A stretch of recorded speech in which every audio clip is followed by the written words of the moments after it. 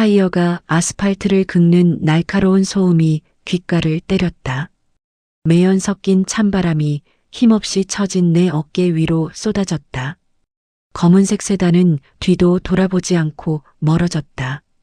저 차 뒷좌석에는 내 평생의 피땀이 서린 34평 아파트 등기 권리증과 내가 내 새끼라 부르며 금이야 오기야 키운 아들놈이 타고 있었다.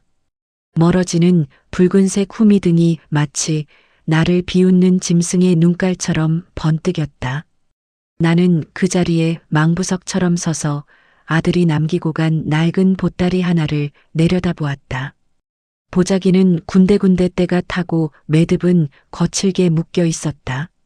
내 이름은 이정숙, 올해로 65이다.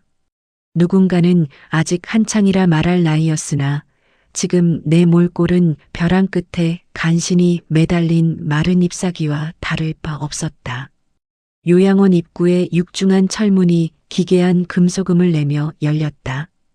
코끝을 찌르는 것은 소독약 냄새와 노인 특유의 퀴퀴한 채취, 그리고 삶의 의욕이 거세된 공간에서 풍겨나오는 서늘한 죽음의 기운이었다. 사람들은 자식에게 버림받고 이런 곳에 발을 들이면 대성통곡을 한다고들 한다. 하지만 내 눈에선 눈물 한 방울 나오지 않았다. 오히려 가슴 깊은 곳에서 정체 모를 서늘한 해방감이 밀려왔다. 40년 전산직 공무원으로 일하며 번 돈을 쏟아붓고 퇴직금까지 털어넣어 세워준 아들의 사업체. 그 사업이 휘청거릴 때마다 나는 내 살점을 떼어주듯 돈을 건넸다. 아들이 내민 손은 언제나 따뜻한 효심이 아니라 굶주린 아기의 입술이었다는 것을 나는 너무 늦게 깨달았다. 결국 내 명의의 아파트마저 담보로 잡히고 이젠 거추장스러운 짐짝이 되어 이곳에 던져진 것이다. 나는 보따리를 고쳐쥐었다. 손끝에 딱딱한 기계의 촉감이 느껴졌다. 아들은 알지 못했다. 내가 이 보따리 속에 단순히 낡은 내복 몇 벌과 약봉지만 넣어온 것이 아니라는 사실을. 나는 평생을 기록과 수치, 그리고 감사의 눈으로 세상을 봐온 사람이다. 아들이 내 인감도장을 훔치고 서류를 조작하던 그 순간부터 나는 이미 내가 붙잡고 있던 동아줄이 썩을 대로 썩어버렸음을 직감했다. 나는 그 썩은 줄을 억지로 붙들고 하늘로 올라가려 애쓰는 대신 스스로 그 줄을 놓아버리기로 결심했다. 추락은 비참하겠으나 바닥에 닿아야만 다시 딛고 일어설 수 있기 때문이었다.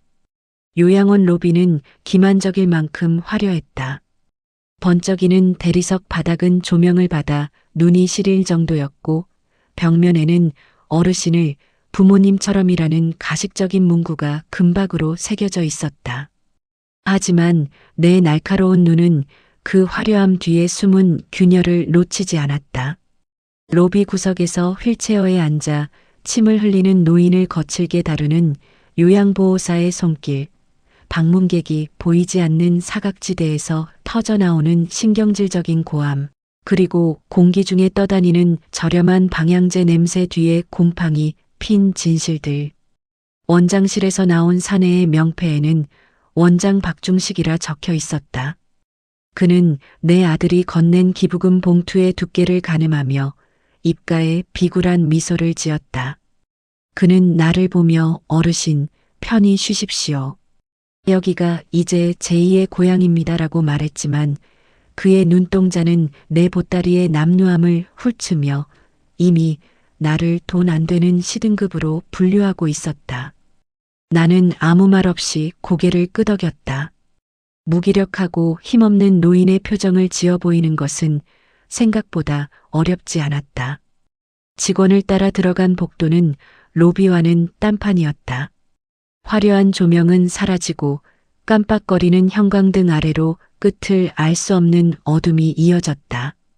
휠체어가 지나가며 긁어놓은 벽지의 상처들이 마치 이곳에 갇힌 노인들의 비명처럼 보였다. 나는 창문조차 제대로 나 있지 않은 건물 가장 구석진 방으로 안내받았다.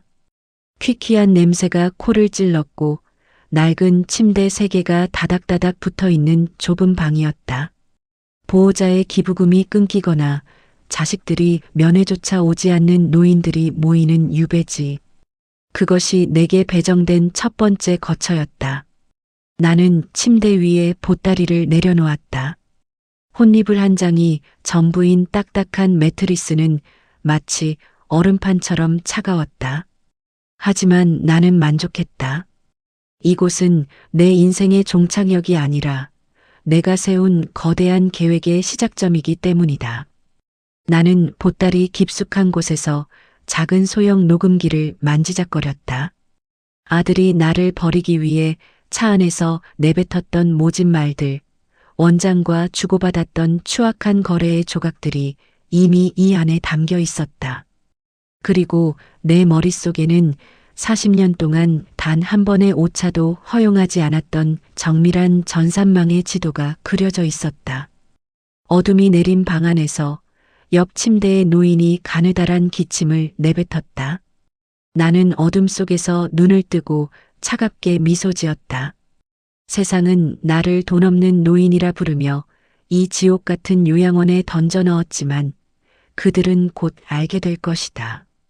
그들이 만만하게 보고 삼킨 먹잇감이 사실은 이 거대한 비리의 성벽을 안에서부터 무너뜨릴 폭탄이었다는 사실을. 나는 더 이상 누군가의 어머니도 버림받은 노인도 아니었다. 나는 이 잔인한 현실의 반전을 설계한 가장 냉혹한 관찰자이자 심판자였다. 창밖으로 아까 보았던 그 검은 세단의 잔상이 어른거렸다. 아들아, 내가 버린 것은 늙은 어미가 아니라 내 인생의 마지막 구원줄이었단다. 나는 보따리 속 녹음기의 전원을 확인하며 조용히 첫날 밤의 한기를 온몸으로 받아냈다. 이제 곧 이 화려한 지옥의 껍데기가 벗겨질 시간이었다. 대리석 바닥은 거울처럼 매끄러워 내 초라한 몰골을 가감없이 비추고 있었다. 천장에 매달린 화려한 샹들리에는 이곳이 마치 노년의 낙원이라도 되는 양 눈부신 빛을 뿜어냈지만 그 인공적인 광채는 오히려 내 눈을 시리게 만들었다. 아들이 나를 버리고 떠난 자리에 남은 건 로비 한 구석에 덩그러니 놓인 낡은 보따리 하나와 입안을 맴도는 비릿한 배신감뿐이었다.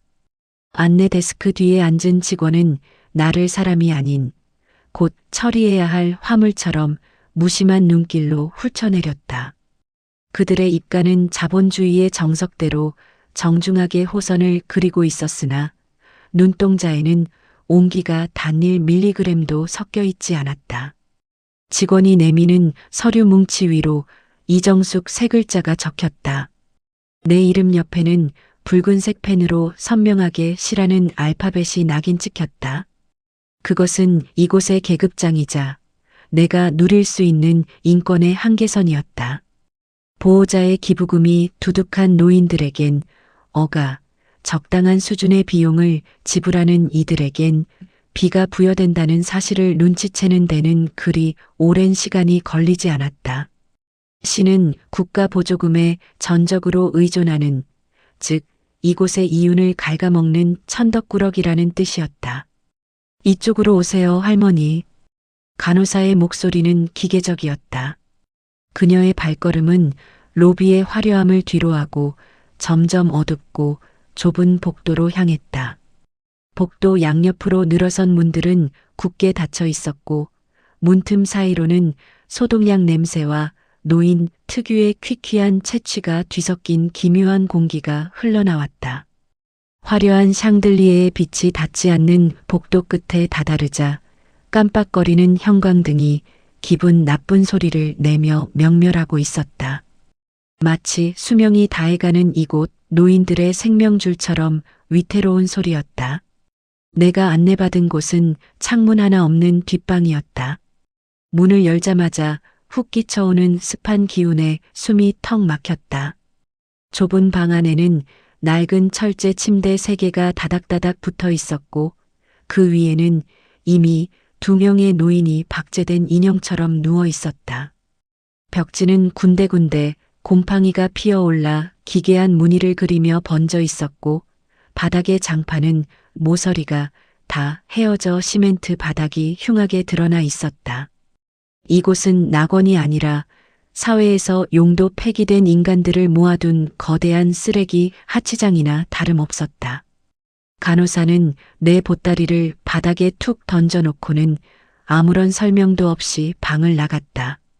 문이 닫히는 소리가 마치 감옥의 철창이 내려앉는 소리처럼 묵직하게 고막을 때렸다. 나는 천천히 고개를 돌려 방 안을 살폈다. 왼쪽 침대에는 뼈만 남은 손으로 혼이불을 움켜쥔 박순자 언니가, 오른쪽에는 초점 없는 눈으로 천장만 응시하는 김금순 할머니가 있었다. 그들은 새로 들어온 나를 경계하지도 반기지도 않았다. 그저 죽음의 문턱에서 차례를 기다리는 대기자들처럼 고요하고 무기력하게 누워 있을 뿐이었다. 나는 바닥에 떨어진 보따리를 집어들었다. 아들이 챙겨준 이 넝마 같은 짐 보따리 속에는 낡은 옷 몇 가지와 세면도구가 들어있었지만 그 가장 깊숙한 안감 밑에는 나만이 아는 비밀이 숨겨져 있었다. 40년 전산직 공무원으로 일하며 익힌 손기술로 개조한 소형 녹음기와 초소형 카메라. 아들에게 내 명의의 아파트를 순순히 넘겨주고 이 지옥 같은 요양원에 빈손으로 들어온 것은 결코 힘이 없어서가 아니었다. 썩은 동아줄을 잘라내고 그 줄을 잡고 있던 이들의 민낯을 세상 밖으로 끌어내기 위한 나의 설계였다. 저녁 시간이 되자 요양보호사가 식판을 들고 들어왔다. 플라스틱 식판 위에는 정체를 알 수 없는 누런 죽과 시들다 못해 검게 변한 나물 몇 조각이 놓여 있었다. 숟가락으로 죽을 뜨자 코끝을 찌르는 시큼한 냄새가 올라왔다.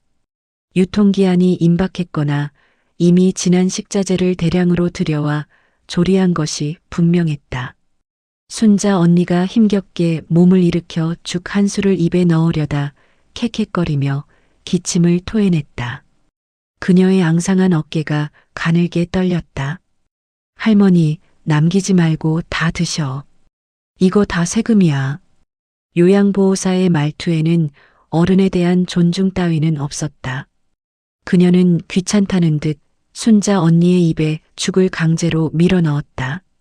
언니의 눈가에 눈물이 맺혔지만 보호자는 아랑곳하지 않고 거칠게 수저를 휘둘렀다.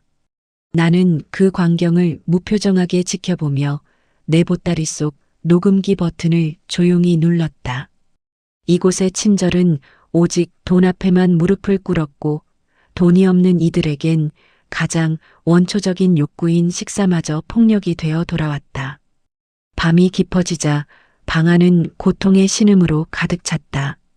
창문이 없어 환기가 되지 않는 공기는 더욱 무겁게 가라앉았고 복도 너머에서는 치매 노인의 날카로운 비명소리가 간간히 들려왔다. 나는 딱딱한 침대 위에 누워 천장의 곰팡이 무늬를 하나하나 세었다. 그것은 마치 이 요양원을 지배하는 원장의 검은 탐욕이 형상화된 지도처럼 보였다. 밖에서는 고급 세단을 몰며 지역사회의 기부천사로 칭송받는 원장이, 보이지 않는 이 뒷방에서는 노인들의 생명줄을 갉아먹으며 자신의 배를 불리고 있었다. 화려한 로비의 대리석은 이 썩어가는 현실을 덮기 위한 거대한 덮개에 불과했다. 사람들은 그 덮개 위에서만 춤을 추며 효도를 논하고 복지를 찬양했다. 하지만 나는 그 덮개 아래의 어둠 속으로 스스로 걸어 들어왔다. 내가 잃어버린 아파트, 무너진 자존심, 그리고 이곳에서 고통받는 이들의 눈물을 되찾기 위한 전쟁은 이제 시작이었다. 나는 어둠 속에서 차갑게 빛나는 눈을 뜨고 이 거대한 연극의 막이 내릴 때를 기다렸다. 포식자의 위치가 바뀌는 순간 이 화려한 지옥은 가장 처참한 심판의 장이 될 것이다. 정수가, 너도 잠이 안 오니? 금순 할머니가 힘없는 목소리로 물어왔다.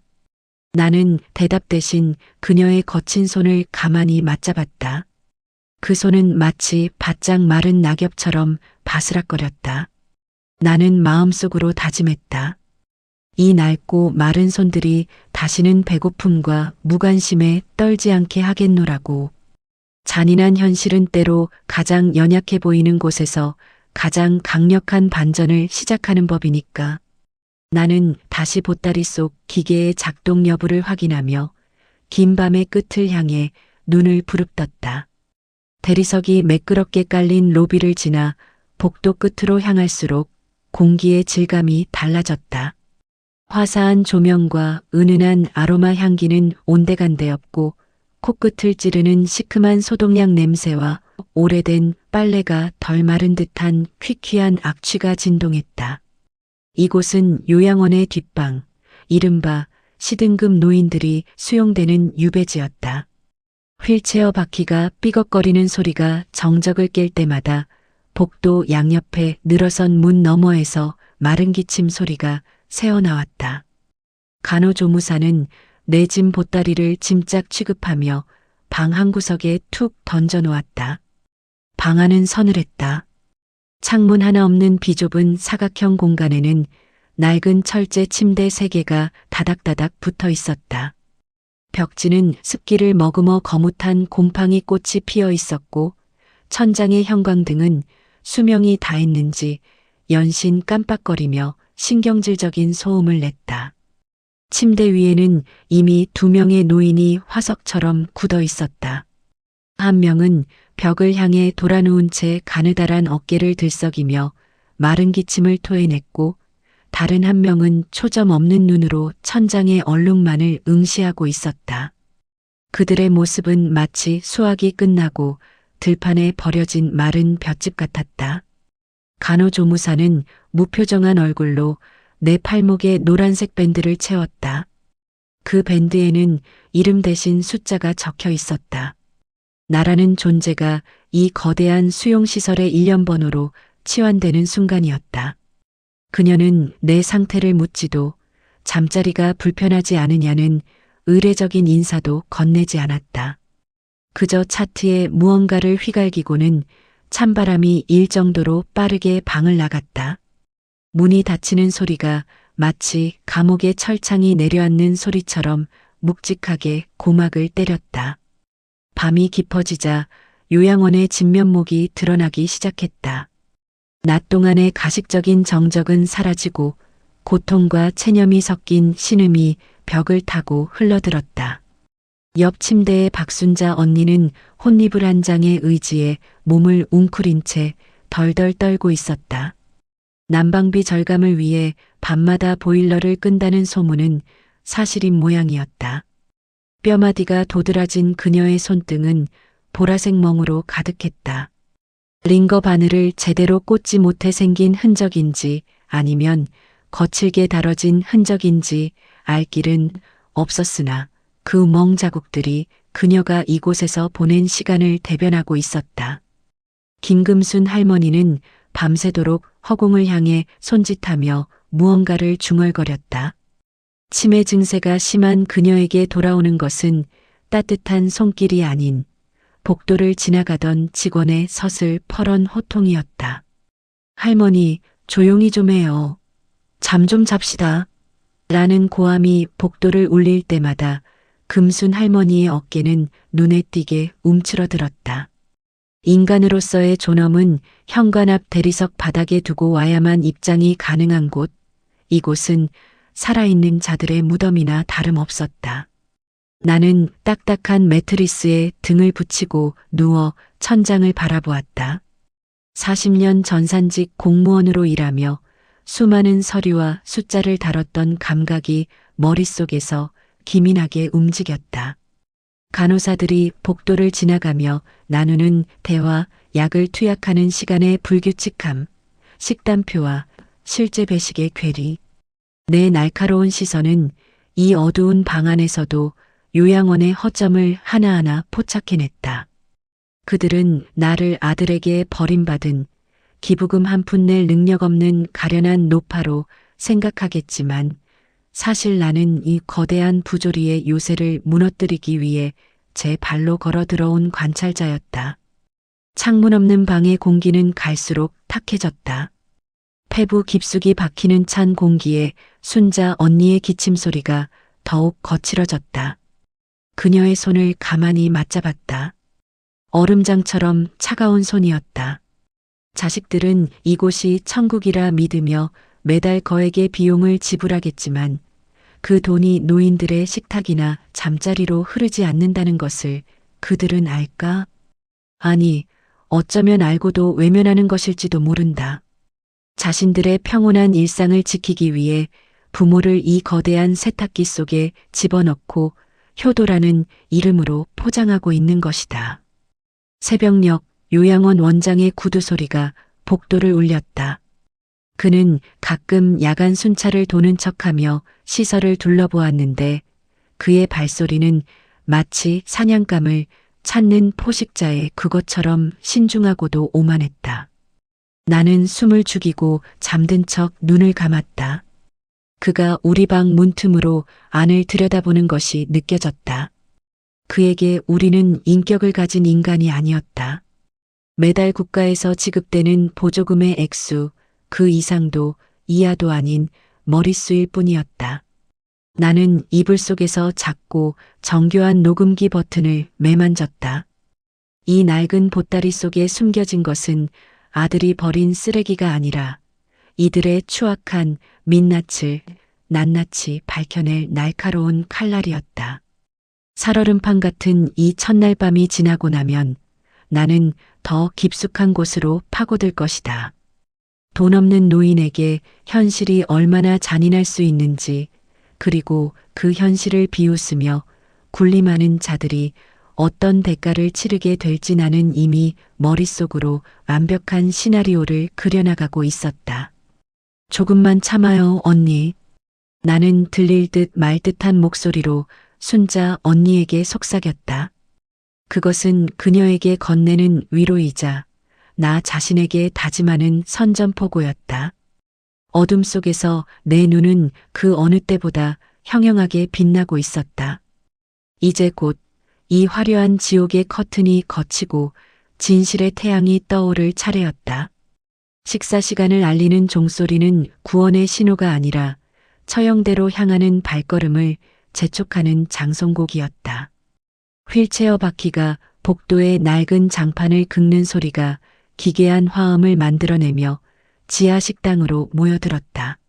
로비에 번쩍이던 대리석 바닥과는 대조적으로 식당 천장 구석에는 검은 곰팡이가 피어올라 기분 나쁜 얼룩을 남기고 있었다. 공기 중에는 소독약 냄새와 정체를 알 수 없는 시큼한 빨래 냄새, 그리고 코끝을 찌르는 비릿한 육류의 악취가 뒤섞여 숨을 쉴 때마다 목구멍을 거칠게 긁어댔다. 내 앞에 놓인 스테인리스 배식판은 군데군데 찌그러져 제 형태를 잃어버린 상태였다. 그 위로 떨궈진 것은 음식이 아니라 오물에 가까웠다. 형체를 알아볼 수 없을 정도로 지지겨진 누런 쌀죽에서는 묵은 쌀 특유의 퀴퀴한 냄새가 났다. 그 옆에 놓인 나물은 이미 생명력을 잃고 검게 변해 있었으며 젓가락을 대기도 전에 물컹하게 녹아내릴 듯한 기세였다. 가장 가관인 것은 국그릇에 담긴 정체불명의 고깃덩어리였다. 비계가 절반 이상을 차지하고 있는 그 덩어리들은 핏기가 채 가시지 않은 듯 거무죽죽한 빛깔을 띠었고 국물 위로는 누런 기름기가 둥둥 떠다니며 불쾌한 막을 형성하고 있었다. 옆자리에 앉은 순자 언니가 떨리는 손으로 숟가락을 들었다. 평생을 자식들 뒷바라지에 손마디가 굵어질 대로 굵어진 그 손이 배고픔에 미세하게 떨리고 있었다. 언니는 죽 한 수를 입에 넣더니 이내 헛구역질을 하며 수건으로 입을 틀어막았다. 이걸 어떻게 먹어? 언니의 힘없는 중얼거림은 식당의 소음 속에 묻혔지만 내 귓가에는 천둥 소리처럼 크게 박혔다. 배고픔은 인간의 존엄을 가장 먼저 갉아먹는 법이다. 평생을 정직하게 살아온 노인들이 고작 유통기한이 임박해 폐기 직전인 식자재로 연명해야 한다는 사실이 가슴을 뜨겁게 달구었다. 그때 식당 한편에 마련된 유리 가림막 너머에 간부 전용 식탁이 보였다. 그곳은 우리가 앉은 이 지옥도와는 다른 세상이었다. 원장은 깔끔하게 다려진 수트를 입고 앉아 선홍빛 육즙이 배어나오는 두툼한 스테이크를 우아하게 썰고 있었다. 그가 고기를 씹을 때마다 번들거리는 입가에 탐욕이 서려 있었다. 원장은 가끔 고개를 들어 우리 쪽을 훑어보았는데 그 눈빛은 사람을 보는 것이 아니라 축사 안의 가축을 점검하는 주인의 그것과 다를 바 없었다. 그에게 우리는 국가에서 나오는 보조금을 따박따박 입금해주는 현금 인출기에 불과했다.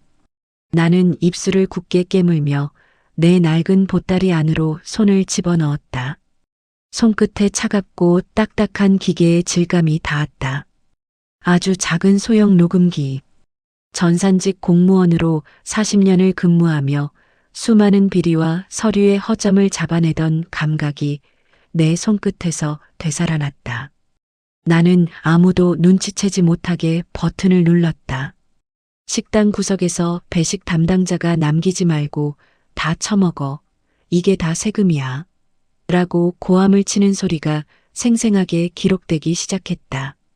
금순 할머니는 시든 나무를 씹다 결국 이가 아픈지 뱉어내고는 멀건 국물만 들이켰다. 할머니의 움푹 팬 눈가에 고인 눈물은 우리가 처한 현실이 얼마나 잔인한지를 증명하고 있었다. 이곳의 조리사들은 식자재비를 아껴 뒷주머니를 채우는 원장의 명령에 충실했다. 대량으로 들여온 저가형 수입고기는 이미 상하기 직전의 상태였고 그것을 감추기 위해 과도하게 뿌린 조미료 냄새가 식당 안을 가득 메웠다. 그것은 단순한 식사가 아니라 힘없는 노인들을 서서히 죽음으로 몰아넣는 소리 없는 학대였다. 나는 내 몫의 죽을 천천히 입으로 가져갔다. 혀끝에 닿는 깔깔하고 역한 맛에 온몸의 세포가 거부 반응을 일으켰지만 나는 억지로 그것을 삼켰다. 이 치욕을 기억해야 했다. 이 비릿한 고기 냄새와 노인들의 신음소리, 그리고 저 너머에서 홀로 만찬을 즐기는 원장의 웃음소리를 낱낱이 내 영혼에 새겨야 했다. 내 아들놈은 이런 곳인 줄 알면서도 나를 보냈을까? 아니면 알면서도 모른 척했을까? 아마 놈에게 중요한 건 내가 무엇을 먹느냐가 아니라 내가 가진 아파트가 자신의 소나기에 들어왔다는 안도감이었을 것이다. 자식이 부모를 버리고 사회가 노인을 방치하는 이 거대한 연극 속에서 나는 가장 비참한 관객이자 주인공이었다.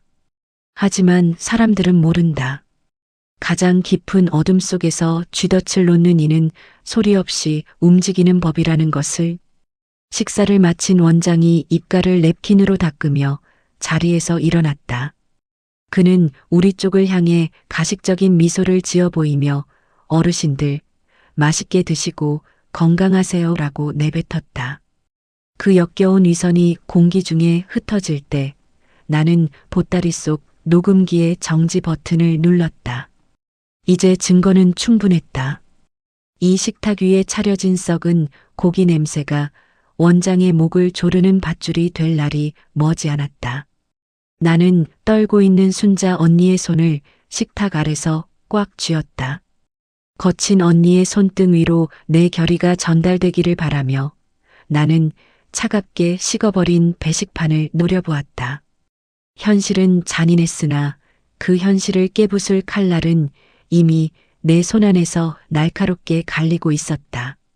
토요일 오후의 요양원 공기는 평소보다 몇 배는 더 비릿하고 무거웠다. 정문을 통과해 들어오는 고급 세단들의 타이어 마찰 소리가 적막한 복도까지 울려 퍼졌다. 창밖으로 내다본 주차장은 흡사 수입차 전시장을 방불케 했다. 번쩍이는 보닛 위로 쏟아지는 햇살이 눈이 시릴 만큼 찬란했지만 그 빛이 닿지 않는 건물 내부의 그늘은 더욱 짙고 서늘했다. 주말 면회 시간, 이곳은 거대한 연극 무대로 변모한다. 평소엔 코빼기도 비치지 않던 자식들이 명품 가방을 휘두르고 세련된 코트 긴목을 세우며 로비로 들어섰다. 그들의 손에는 이름난 제과점의 쇼핑백이나 건강기능식품 상자들이 들려 있었지만 그것들은 부모의 입으로 들어가기보다 간호사실 데스크 위에 전시되기 위한 용도에 가까웠다. 로비 중앙 화려한 샹들리에 아래에서 벌어지는 풍경은 가이가관이었다. 휠체어에 앉아 초점 없는 눈으로 허공을 응시하던 노인들 앞에 자식들이 달라붙었다. 그들은 휴대폰을 꺼내 들고 각도를 조절하며 행복한 한때를 연출했다. 어머니, 여기 보시고 활짝 웃으세요. 라는 말은 부모를 향한 다정함이 아니라 SNS에 올릴 게시물의 완성도를 위한 지시어였다. 카메라 셔터 소리가 멈추면 자식들의 입가에 걸렸던 기계적인 미소는 썰물처럼 빠져나갔다. 그들은 이내 손목 시계를 확인하거나 소독약 냄새가 옷에 배지 않을까 노심초사하며 의자 끝에 엉덩이를 걸쳤다. 그들에게 부모의 주름진 손은 잡아야 할 온기가 아니라 빨리 씻어내고 싶은 노쇠의 흔적일 뿐이었다. 나는 복도 구석, 화분 뒤편의 그림자 속에 몸을 숨긴 채 그 가식의 향연을 지켜보았다. 박순자 언니의 아들도 왔다 갔다. 그는 요양보호사들이 보는 앞에서는 어머니의 어깨를 주무르며 효자 흉내를 냈지만 보호사가 자리를 비우자마자 거칠게 손을 털어내며 인상을 찌푸렸다. 순자 언니가 아들의 소매를 붙잡고 무어라 중얼거리자 아들은 짜증 섞인 목소리로 속삭였다. 아, 좀 가만히 계세요. 내가 여기까지 오느라 얼마나 힘들었는지 알아? 그 차가운 문장이 순자 언니의 구분 등 위로 비수처럼 꽂히는 것을 나는 보았다. 이곳에서 효도는 팔리지 않는 재고 상품처럼 구석에 처박혀 있다가 일주일에 한 번 쇼윈도에 장식되는 마네킹의 옷차림과 같았다. 그때 익숙한 엔진 소리가 들렸다. 검은색 대형 세단에서 내린 남자는 내 아들 상철이었다. 놈은 내가 사준 아파트를 가로채고 나를 이곳에 던져버린 후 한 달 만에 처음 얼굴을 내밀었다. 상철은 로비에 들어서자마자 내가 있는 뒷방 쪽이 아니라 원장실로 직행했다. 놈의 걸음걸이에는 죄책감 따위는 한 톨도 묻어있지 않았다. 오히려 귀찮은 숙제를 해치우러 온 학생처럼 오만하고 당당했다. 나는 소리 죽여 벽을 타고 원장실 근처 비품실로 숨어들었다. 얇은 벽 너머로 놈들의 목소리가 흘러나왔다. 원장은 상처를 극진히 대접했다. 찻잔 부딪히는 소리가 들리고 가식적인 웃음소리가 뒤섞였다. 상철은 내 안부를 묻는 대신 원장의 안색을 살피더니 이내 본색을 드러냈다. 놈의 목소리는 낮았지만 탐욕으로 가득 차번들거렸다. 원장님, 우리 노인네가 워낙 꼼꼼한 양반이라서요. 분명히 제가 모르는 비상금이 더 있을 겁니다. 혹시 방 소지품 검사 좀 철저히 해보셨나요? 원장은 기다렸다는 듯 비굴한 웃음을 섞어 대답했다. 걱정 마십시오. 저희가 괜히 베테랑이겠습니까? 하지만 아직은 이렇다 할 게 안 나오네요. 치매 증상이 좀 더 심해지면 그때 다시 한번 훑어보겠습니다. 상철은 혀를 찢찢하며 말을 이었다. 죽기 전엔 다 털어놓게 만들어야죠. 그 아파트 판 돈으로 사업 확장하느라 요즘 자금이 좀 달려서 말입니다. 노인네 숨겨둔 통장 하나만 더 찾아주시면 원장님 몫은 섭섭지 않게 챙겨드릴게요. 그 말을 듣는 순간 내 입안에서는 비릿한 쇠냄새가 났다. 분노가 아니라 놈의 바닥을 확인했다는 서늘한 쾌감 때문이었다. 내가 평생을 바쳐 닦아온 길 끝에 서 있는 것이 고작 저런 오물 덩어리였다니. 썩은 동아줄을 놓아버린 내 선택이 얼마나 옳았는지 다시금 뼈에 사무쳤다. 원장실을 나온 상철은 형식적으로 내가 있는 구역을 향해 걸어왔다. 나는 얼른 구석 벤치에 앉아 초점 없는 눈으로 벽을 응시하며 침을 흘리는 신용을 했다. 상철은 내 앞에 서서 코끝을 찌푸렸다. 놈은 내 손을 잡기는커녕 구두 끝으로 내 발등을 툭툭 건드렸다. 어머니, 정신 좀 들어? 돈 숨겨둔 거 있으면 지금 말해. 그래야 여기서 좀 편하게 지내지. 나는 대답 대신 꺼이꺼이하는 의미 없는 소리를 내뱉으며 몸을 떨었다. 놈은 에이, 벽에 똥칠할 날도 얼마 안 남았구먼. 이라고 내뱉으며 뒤도 돌아보지 않고 자리를 떴다. 멀어져 가는 상철의 등 뒤로 나는 차갑게 미소 지었다. 놈은 자신이 사냥꾼이라 믿고 있겠지만 정작 덫에 걸린 것은 본인이라는 사실을 꿈에도 모를 것이다. 주머니 속에서 작게 진동하는 소형 녹음기의 감촉이 뜨거웠다. 방금 전 원장실에서 오간 추악한 거래, 그리고 아들이 내게 뱉은 비인간적인 폭언들까지 모두 이 작은 기계 안에 박제되었다. 로비에서는 여전히 가족의 달 광고 모델 같은 연극이 계속되고 있었다. 어느 노인의 딸은 부모님을 위해 준비했다며 비단 방석을 깔아주었지만 면회가 끝나자마자 요양보호사에게 이거 비싼 거니까 나중에 제가 가져갈게요. 때 안 타게 관리 잘하세요. 라고 신신당부했다. 효도라는 이름의 감염무도회는 밤이 깊어지자 막을 내렸다.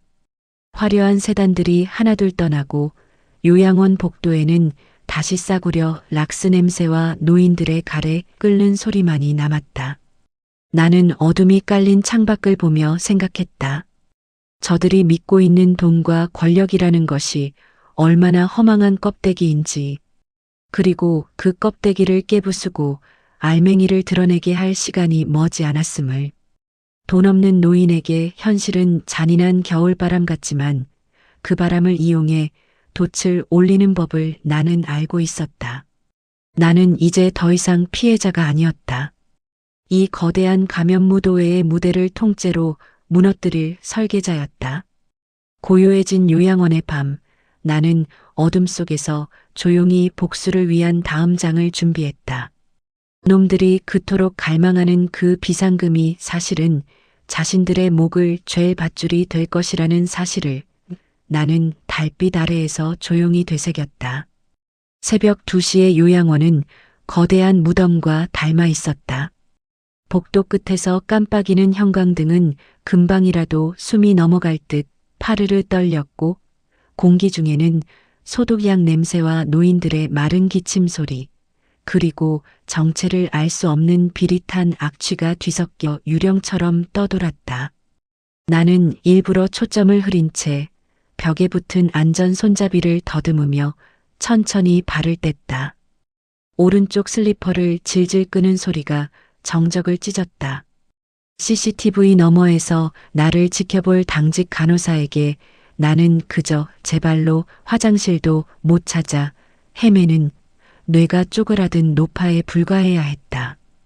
원장실은 복도 가장 깊숙한 곳, 화려한 금태를 두른 문 너머에 있었다. 낮 동안 그 문은 권이라는 이름의 성벽이었으나 모두가 잠든 이 시간엔 탐욕의 배설물이 가득 찬 보관소일 뿐이었다. 나는 문손잡이를 돌리기 전 품속에 숨겨둔 낡은 손수건으로 입가에 흐르는 침을 닦아냈다. 40년 전산직 공무원으로 살며 수만 장의 서류를 넘기던 손끝이 미세하게 떨렸다. 두려움이 아니었다. 사냥감을 목전에 둔 포식자의 고향감이었다. 도어록의 비밀번호는 낮에 미리 봐두었다. 원장이 거드름을 피우며 번호를 누를 때 나는 그 옆에서 멍청한 표정으로 콧노래를 흥얼거리며 그의 손가락 움직임을 뇌새김했다. 0-4-1-6 그의 생일도 기념일도 아닌 이 요양원이 개원한 날짜였다. 가볍게 누른 번호가 기계음을 내며 잠금을 해제했고 나는 미끄러지듯 방 안으로 스며들었다. 방 안은 원장의 천박한 취향을 그대로 반영하고 있었다. 가죽 냄새가 진동하는 육중한 소파와 벽면을 가득 채운 가짜 훈장들. 나는 책상 위에 놓인 최신형 컴퓨터 앞으로 다가갔다. 전원 버튼을 누르자 파란 화면이 내 주름진 얼굴을 차갑게 비췄다. 40년 세월 동안 국가의 녹을 먹으며 다져온 전산 기술은 녹슬지 않았다. 오히려 은퇴 후 소일거리로 만졌던 보안 프로그램들이 지금 이 순간 가장 날카로운 비수가 되어 내 손에 쥐어 있었다. 로그인 화면의 장벽은 허술했다. 원장은 자신의 권력에 취해 보안이라는 기본조차 망각하고 있었다. 나는 능숙하게 관리자 모드로 접속해 숨겨진 파티션을 열었다. 그곳에는 비품 구매 내역이라는 평범한 이름의 폴더가 숨겨져 있었다. 하지만 그 속살을 파헤치자 추악한 진실이 구더기처럼 들끓으며 쏟아져 나왔다. 식자재비를 부풀려 챙긴 차액, 국가에서 지급되는 노인 장기요양급여를 가공해 임무를 만들어 빼돌린 내역, 가리고 제약회사로부터 받은 뒷돈의 기록들까지. 그것은 정교하게 짜인 거미줄이었다. 단단하고 끈적한 실로 노인들의 마지막 생명력을 갉아먹으며 몸집을 불린 거대한 욕망의 그물. 나는 USB를 꽂고 파일들을 복사하기 시작했다. 화면 위로 진행바가 차오를 때마다 내 심장 박동도 빨라졌다. 그때 복도 저편에서 규칙적인 발소리가 들려왔다.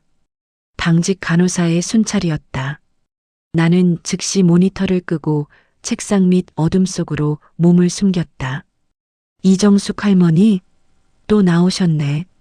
방에 들어가시라니까요. 문이 열리며 손전등 불빛이 방 안을 훑었다. 나는 미리 준비한 대로 책상 밑에서 웅크린 채 떨리는 목소리로 중얼거렸다. 우리 아들이 여기다 사탕 숨겨놨다고 했는데 배고파서. 간호사는 혀를 쯧쯧 차며 다가와 내 팔을 거칠게 잡아 끌었다. 그녀의 손길에선 생명에 대한 존중 따위는 느껴지지 않았다. 그저 치워야 할 짐짝을 다루는 듯한 무신경함 뿐이었다. 사탕은 무슨 사탕? 원장님이 아시면 큰일 나요. 얼른 나오세요. 나는 끌려나가는 와중에도 책상 위에 USB를 낚아채 소매 깊숙이 밀어 넣었다. 간호사는 나를 뒷방 침대에 거칠게 던져놓고는 문을 잠그고 사라졌다. 어둠 속에서 나는 가쁜 숨을 몰아쉬며 주머니 속의 차가운 금속체를 만졌다. 이것은 단순한 증거가 아니었다. 이곳의 모든 부조리를 단번에 무너뜨릴 폭약이자 나를 버린 아들과 이 지옥을 만든 원장의 목을 죄 밧줄이었다. 옆 침대에서 순자 언니가 밭은 기침을 하며 몸을 뒤척였다. 그녀의 마른 등뼈가 혼잎을 위로 앙상하게 드러나 있었다. 원장은 이 노인들이 말도 못하고 생각도 못하는 고철 덩어리라고 믿었을 것이다. 돈 없는 노인은 그저 국가 보조금을 타내기 위한 머릿수에 불과하다고 확신했을 것이다. 하지만 그는 틀렸다. 쥐구멍에도 볕들 나를 기다리는 대신 나는 직접 쥐덫을 놓기로 했다. 내일이면 아들이 다시 찾아올 것이다. 원장과 밀담을 나누며 내 남은 푼돈까지 털어낼 궁리를 하겠지. 나는 어둠 속에서 소리 없이 웃었다. 그들이 내 파놓은 함정 위에서 얼마나 화려하게 춤을 출지 벌써 기대가 되었다. 40년 전산직의 감각은 내게 말해주고 있었다. 이 연극의 막이 내릴 때 가장 처절하게 울부짖을 사람은 내가 아니라 바로 그들이 될 것임을. 나는 USB를 가슴에 꼭 품은 채 생애 가장 평온한 잠을 청했다. 지옥의 문턱에서 나는 비로소 진정한 포식자가 되어 있었다. 원장실의 문은 묵직한 마호가니 재질이었다. 복도의 퀴퀴한 곰팡이 냄새를 완벽하게 차단한 그 방 안에서는 비싼 시가 향과 정체 모를 값비싼 향수 냄새가 뒤섞여 코끝을 찔렀다. 화려한 가죽 소파에 몸을 깊숙이 파묻은 채 원장 강석두는 거드름을 피우며 나를 내려다보았다. 그의 번들거리는 이마 위로 형광등 불빛이 매끄럽게 반사되었다. 그는 내 앞에 놓인 낡은 보따리를 마치 오물이라도 보는 양미간을 찌푸렸다. 낮에 아들놈이 내뱉었던 독설보다 더 차가운 시선이 내 전신 등뼈를 훑고 지나갔다. 그는 책상 위에 놓인 크리스털 잿더리에 담배꽁초를 지식이며 입을 열었다. 그의 목소리는 기름기가 잘잘 흐르는 삼겹살 비계처럼 미끈거렸다. 이 할머니가 치매 기운이 있다더니 밤낮 없이 쥐새끼처럼 어딜 그렇게 쏘다니시는 거야? 여기는 엄연히 규칙이라는 게 있는 곳입니다. 자꾸 선을 넘으면 우리도 어쩔 수 없어요. 저기 뒷동네 산자락 밑에 창문도 없는 독방, 거기 들어가면 나오기 힘들 텐데. 그의 협박은 날카로운 칼날이라기보다는 둔탁한 몽둥이에 가까웠다. 돈 없는 노인을 향한 일상적인 멸시와 당연하다는 듯 내뱉는 폭력적인 언사. 나는 허리를 구부정하게 숙이고 초점 없는 눈동자로 그의 구두 끝만 바라보았다. 40년 넘게 공직 사회에서 온갖 인간 군상을 겪어온 내게 그의 서투른 연기는 그저 애들 장난처럼 가소로웠다. 내 안의 사냥개는 이미 그의 목덜미를 물어뜯을 준비를 마친 상태였다. 연극은 이제 막바지에 다다르고 있었다. 나는 떨리는 손으로 품 안에서 낡은 소형 녹음기를 꺼내어 책상 위에 조심스럽게 올려놓았다. 기계음 섞인 치익 소리와 함께 원장실의 공기가 얼어붙기 시작했다. 녹음기 너머로 들려오는 것은 낮에 그가 내 아들과 나눈 은밀한 거래였다. 노모의 비상금을 털어내면 절반을 떼어주겠다는 아들의 비열한 목소리와 이미 국가보조금을 빼돌려 해외 비자금 계좌로 송금했다는 원장의 자축 섞인 웃음소리가 선명하게 울려 퍼졌다. 강석두의 얼굴에서 여유로운 미소가 순식간에 휘발되었다. 그의 눈동자는 지진이라도 난 듯 격렬하게 흔들렸고 짧게 깎은 머리칼 사이로 식은 땀이 송골송골 맺히기 시작했다. 나는 천천히 허리를 폈다. 굽어있던 척추가 꼿꼿하게 세워지자 원장은 마치 귀신이라도 본 듯 의자를 뒤로 밀치며 주춤거렸다. 내 눈빛은 더 이상 흐릿한 노인의 그것이 아니었다. 수천 장의 서류 속에서 단 하나의 오차를 찾아내던 전직 감사관의 서늘한 안광이 그를 꿰뚫었다. 나는 미리 복사해둔 비밀 장부의 사본들을 한 장씩 그의 책상 위에 펼쳐놓았다. 날짜별로 꼼꼼하게 정리된 보조금 횡령 내역, 유통기한이 지난 식자재 구매 영수증, 그리고 인건비를 부풀려 가로챈 명단들. 그것들은 그가 공들여 쌓아온 탐욕의 성벽을 단숨에 무너뜨릴 폭약과도 같았다. 방 안의 시계추 소리가 유난히 크게 들렸다. 강석두는 입술을 파르르 떨며 장부와 나를 번갈아 보았다. 그가 믿었던 권력과 돈이라는 방패는 이 종이 뭉치들 앞에서 종이호랑이에 불과했다. 나는 그가 내뱉으려던 변명에 기회조차 주지 않았다. 내 손가락 끝은 정확히 그가 가장 두려워할 숫자들을 가리키고 있었다.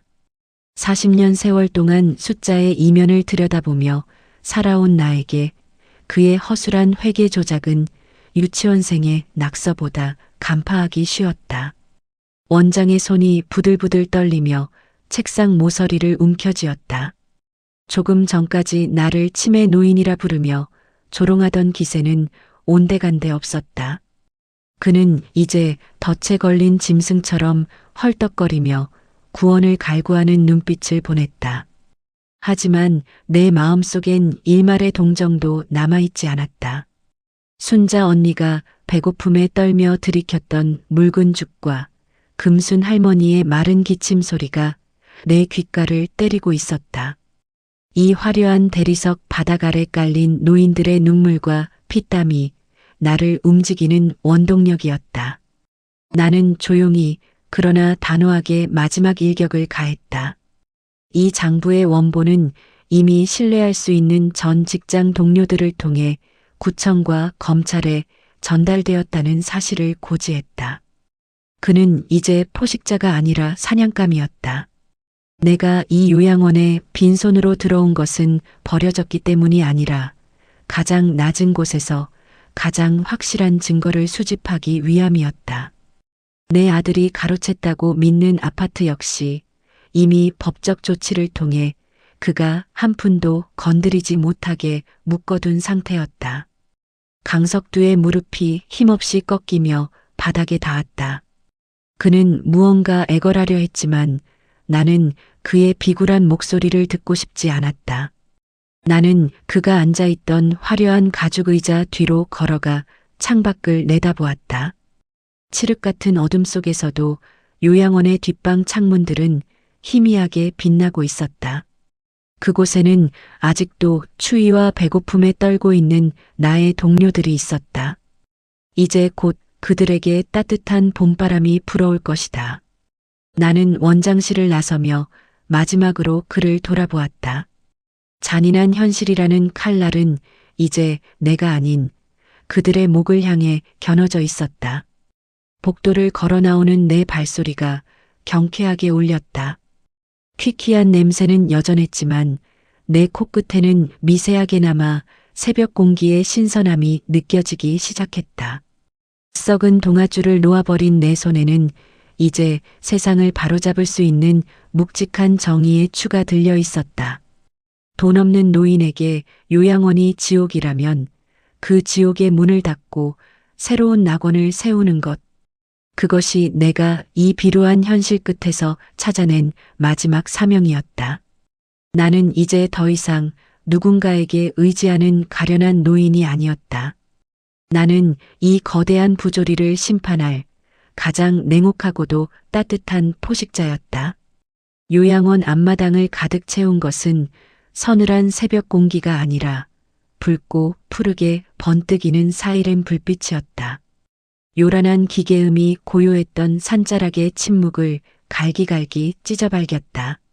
나는 로비 한가운데 놓인 낡은 소파에 깊숙이 몸을 파묻은 채 그 아수라장을 가만히 응시했다. 무거운 철문이 열리고 제복을 입은 사내들이 들이닥칠 때마다 대리석 바닥에는 거친 발자국 소리가 흉터처럼 남았다. 어제까지만 해도 이 성체의 절대 군주처럼 군림하던 원장의 위엄은 수사관들의 손에 들린 압수수색 박스들 앞에서 종이장보다 가볍게 흩날렸다.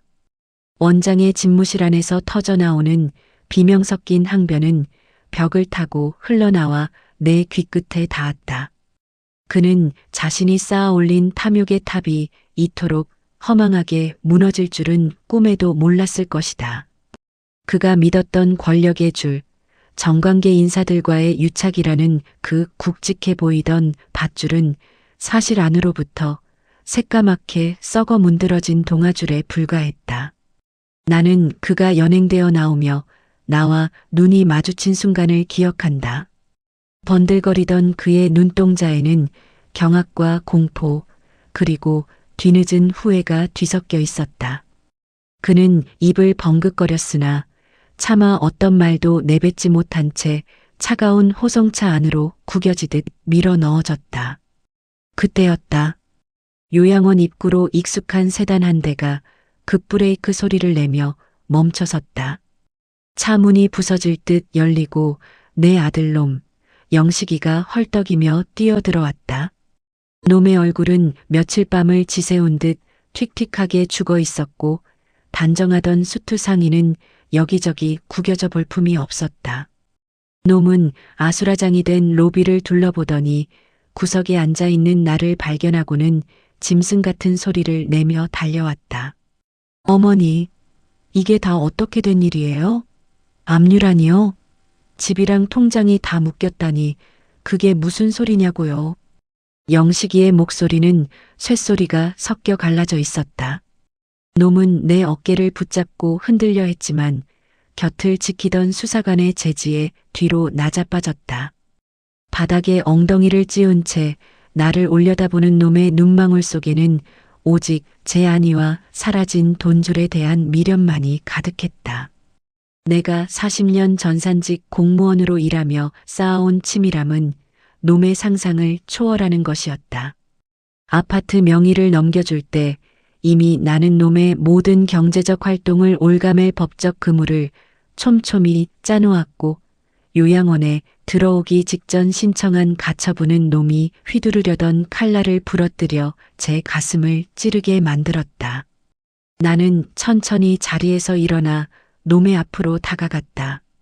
놈이 그토록 탐냈던 내 명의의 자산들은 이미 사회환원 절차와 요양원 인수를 위한 신탁 자금으로 묶여 있었다. 놈이 쥐고 있다고 믿었던 그 황금 열쇠는 사실 녹슨 고철 덩어리에 불과했다. 놈은 내 발치에서 울먹이며 용서를 구하는 척 연기를 시작했다. 하지만 그 가식적인 눈물은 내 마음의 단단한 각질을 조금도 녹이지 못했다. 자식이라는 이름의 썩은 동아줄을 내 손으로 끊어냈을 때 이미 내 안에서 어미라는 이름의 감정은 고사해 버렸으니까. 그 광경을 지켜보던 간호사들의 태도, 변화는 가관이었다. 며칠 전까지만 해도 나를 시등급 노인네라 부르며 거칠게 다루던 수간호사가 사색이 된 얼굴로 내 곁에 다가왔다. 그녀의 손은 눈에 띄게 떨리고 있었고 입가에는 경련 같은 미소가 걸려 있었다. 그녀는 내가 이 요양원을 통째로 인수할 진짜 주인이라는 사실을 믿고 싶지 않은 듯했다. 그녀가 내민 따뜻한 물 한 컵이 내 손등에 닿았을 때 나는 그 온기에서 소름 끼치는 위선을 느꼈다. 이사장님, 저희는 그저 원장님이 시키는 대로만. 말끝을 흐리는 그녀의 목소리에는 비겁한 변명이 덕지덕지 붙어 있었다. 나는 그녀가 내민 컵을 받지 않았다. 대신 그녀의 명찰을 가만히 응시했다. 그녀를 포함해 힘없는 노인들을 짐짝 취급하며 웃음거리로 삼았던 이 요양원의 포식자들은 이제 자신들이 쳐놓은 덫에 걸려 허우적거리고 있었다. 그들은 자신들이 누리던 사소한 권력이 영원할 것이라 믿었겠지만 진실의 빛이 비치는 순간 그 권위는 곰팡이처럼 바스러졌다. 날이 밝아오자 요양원의 공기는 사뭇 달라졌다. 비리 장부가 적힌 서류 뭉치들이 경찰차에 실려나가고 요양원 곳곳에 붙어있던 가식적인 표어들이 뜯겨나갔다. 나는 로비 창밖으로 보이는 마른 나뭇가지들을 바라보았다. 겨울의 끝자락에서 떨고 있는 저 나무들도 봄이 오면 새살이 돋겠지만 이곳에서 고통받았던 노인들의 마음속 멍자국은 그리 쉽게 지워지지 않을 것이다. 나는 주머니 속에서 작은 수첩 하나를 꺼냈다. 그 안에는 순자 언니와 금순 할머니의 소박한 소망들이 적혀 있었다. 따뜻한 쌀밥 한 그릇, 창가에 놓을 작은 화분 하나, 그리고 누구의 눈치도 보지 않고 편히 잠들 수 있는 깨끗한 침구. 이제 내가 할 일은 명확했다.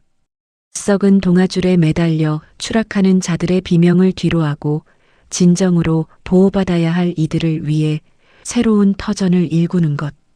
로비를 빠져나가는 아들의 뒷모습은 구부정하고 초라했다. 놈은 자신이 버린 어머니가 사실은 거대한 산이었다는 사실을 평생 뼈저리게 느끼며 살아갈 것이다. 나는 차갑게 식어버린 놈의 잔상을 눈 속에서 지워버렸다. 요양원 복도 저편에서 잠에서 깬 노인들의 기침소리가 들려왔다. 이제 그 기침소리는 더 이상 공포에 질린 비명이 아니라 새로운 아침을 알리는 생존의 신호가 될 것이었다. 나는 허리를 곧게 펴고 내가 새로이 이름 지을 이 집의 계단을 천천히 밟아 올라갔다. 내 구두 굽소리가 텅 빈 복도에 단단하게 울려 퍼졌다. 그것은 잔인했던 현실의 막을 내리고 내가 직접 써내려갈 새로운 각본의 시작을 알리는 서곡이었다. 요양원 정문 너머로 멀어져가는 경찰차의 경광등 소리가 잦아들 때쯤 로비를 가득 채웠던 무거운 공기도 비로소 흩어지기 시작했다. 수갑을 찬 채 끌려가던 원장의 뒷모습은 비대해진 욕망에 비해 초라하기 그지없었다. 그가 쌓아올린 탐욕의 제국은 견고한 성벽처럼 보였으나 진실이라는 작은 균열 하나에 허망하게 무너져 내렸다. 나는 대리석 기둥 뒤에 서서 그 광경을 무표정하게 지켜보았다. 내 아들놈 역시 그 아수라장 한가운데에 있었다.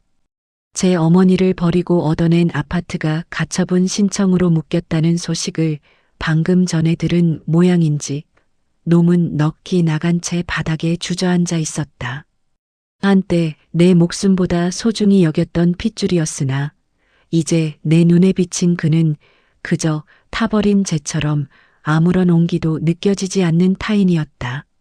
어머니, 이게 대체 어떻게 된 일이에요? 전직 감사관이라니요? 그 많은 돈은 다 어디서? 놈이 내 바짓가랑이를 붙잡으며 비굴하게 물었지만 나는 대답 대신 놈의 손을 차갑게 털어냈다.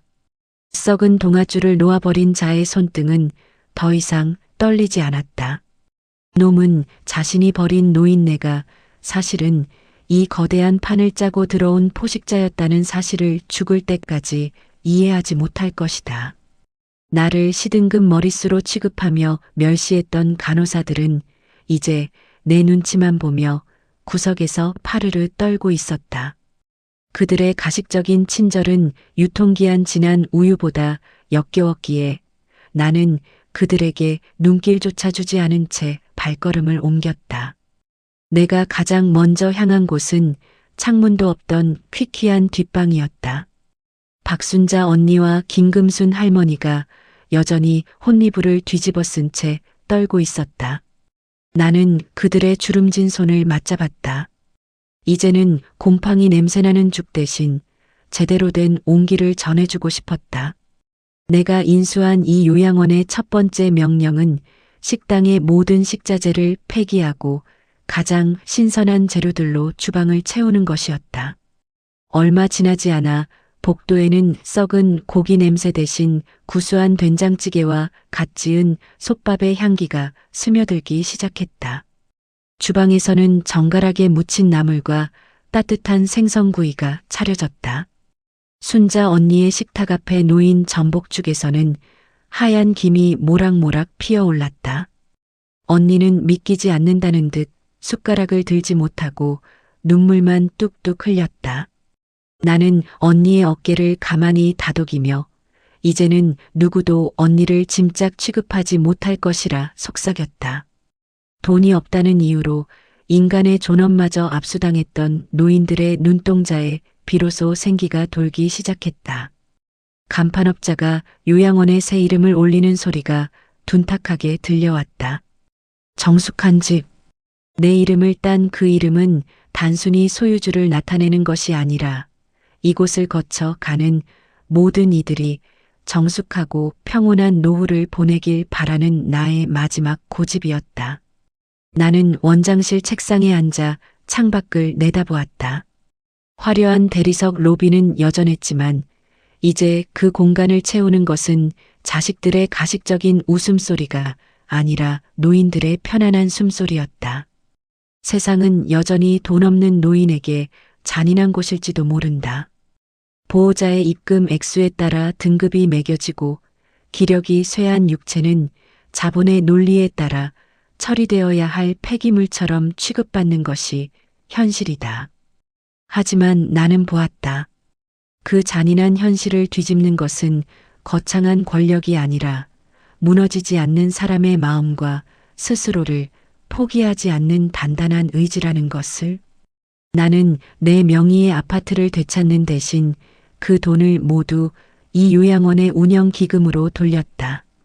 내게 남은 생은 더 이상 누군가의 어머니나 희생양으로서가 아니라 이 차가운 세상에 작은 온기라도 보태는 이정숙 자신으로 살아가고 싶었기 때문이다. 저녁 노을이 요양원 정원을 붉게 물들였다. 금순 할머니가 휠체어를 타고 정원을 산책하며 환하게 웃는 모습이 보였다. 살얼음판 같았던 지난날의 고통이 봄볕에 녹아내리는 눈처럼 사라지는 기분이었다. 나는 보따리 속에 넣어두었던 낡은 손수건을 꺼내 창틀을 닦았다. 이제 이 집에는 퀴퀴한 냄새도 억눌린 울음소리도 머물지 않을 것이다. 잔인한 현실의 주인공은 내가 아니라 그 현실에 굴복해 괴물이 되어버린 자들이었다. 나는 이제야 비로소 진짜 인생의 첫 페이지를 넘긴 기분이었다. 원장님, 아니 이사장님. 식사 준비되었습니다. 새로 채용한 직원의 정중한 부름에 나는 자리에서 일어났다. 거울 속의 나는 더 이상 버려진 노인이 아니었다. 스스로의 존엄을 지켜내고 타인의 아픔을 끌어안을 줄 아는 강인한 인간의 얼굴이었다. 나는 천천히 복도를 걸어나갔다. 따뜻한 밥상이 기다리는 곳, 더 이상 누구도 굶주리거나 무시당하지 않는 나의 집으로. 차가운 겨울 끝에 찾아온 봄은 그 어느 때보다 찬란하고 눈부셨다. 내 인생에 잔인했던 계절은 비로소 마침표를 찍었다.